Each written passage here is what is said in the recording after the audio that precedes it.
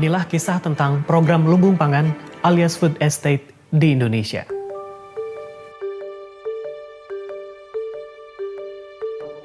Tahun lalu, pemerintah mencanangkan ambisi untuk meningkatkan produksi pangan. Setelah PBB memperingatkan bahwa akan terjadi kelangkaan pangan karena pandemi.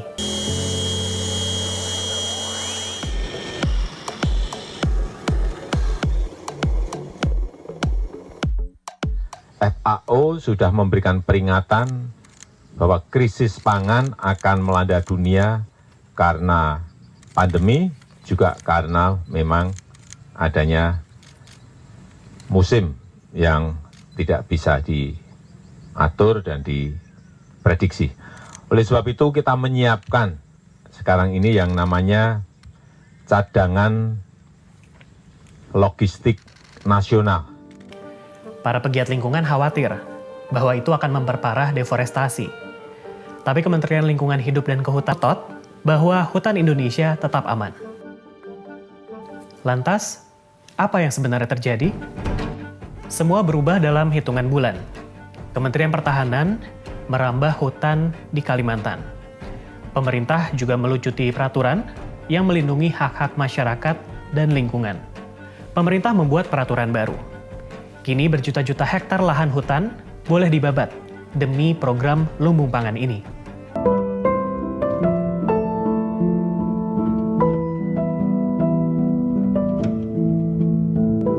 Hutan habis, singkongnya nggak jadi.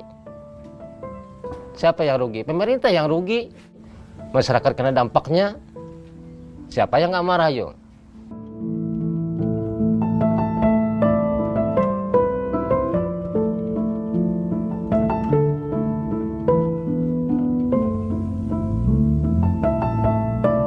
Masyarakat juga sulit memperoleh makanan bergizi seperti sayur dan buah. Masalah ini tidak bisa diselesaikan hanya dengan membabat hutan untuk menanam singkong seperti rencana Kemhan. Pembukaan perkebunan baru bisa berujung pada pembabatan hutan dan lahan basah secara besar-besaran. Hal ini juga tentu saja berdampak sangat besar kepada masyarakat adat di sana. Jadi, apa selanjutnya? Dari cuplikan video yang telah ditayangkan tadi, timbul beberapa pertanyaan. Sebenarnya, bagaimana perencanaan dari program food estate ini? Apakah memang direncanakan dengan matang atau tidak? Lalu, orientasi program ini apa? Tujuan food estate ini sebenarnya untuk apa? Apabila ditelaah dan dibedah, pertanyaan tersebut bisa terjawab dengan merefleksikannya dengan keterikatan etika lingkungan hidup serta etika bisnis. Jikalau program ini hanya dianggap sebagai proyek semata, maka benar sudah ada aksi tanpa eksekusi nyata. Tentu, ini berbanding lurus dengan apa yang terjadi di lapangan.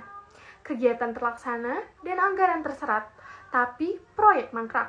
Tetapi apabila cita-citanya untuk pemenuhan kuantitas pangan, maka harus memperhatikan bagaimana cara mengidentifikasikan lahan yang baik serta menjalankan proyek ini secara komprehensif.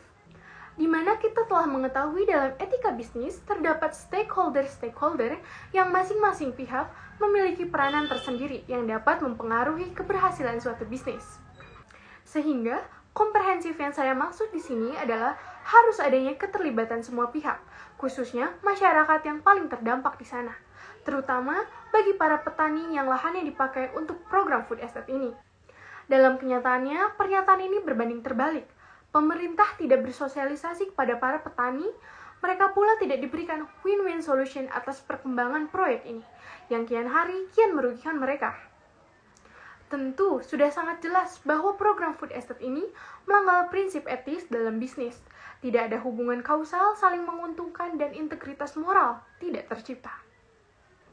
Bisa dibilang, proyek ini hanya menguntungkan bagi pemerintah beserta kroni-kroninya saja yang terlibat tanpa memperdulikan petani yang sengsara. Dengan dalih ketahanan pangan nasional, hutan ribuan hektar dibabat habis, jutaan pohon ditebang, dan kayunya entah kemana. Gelontoran dana proyek untuk menanam singkong yang hampir 108 triliun rupiah, tapi singkongnya tidak ada yang tanam dengan baik, proyek ini jelas betul mangkrak. Lantas, timbul kembali pertanyaan, semua itu untuk siapa? Dilihat dari sisi lingkungan hidup, tentu bukan tidak mungkin bahwa proyek ini adalah wujud implementasi dari antroposentris. Pemangku kepentingan di dalam proyek ini hanya manusia. Hanya pemerintah beserta dengan kroni-kroninya saja. Padahal, seperti yang kita ketahui, bisnis yang berkeadilan harus mementingkan lingkungan serta ekosistem di dalamnya. Tetapi, di sini pemerintah malah memberikan sumbangsih deforestasi.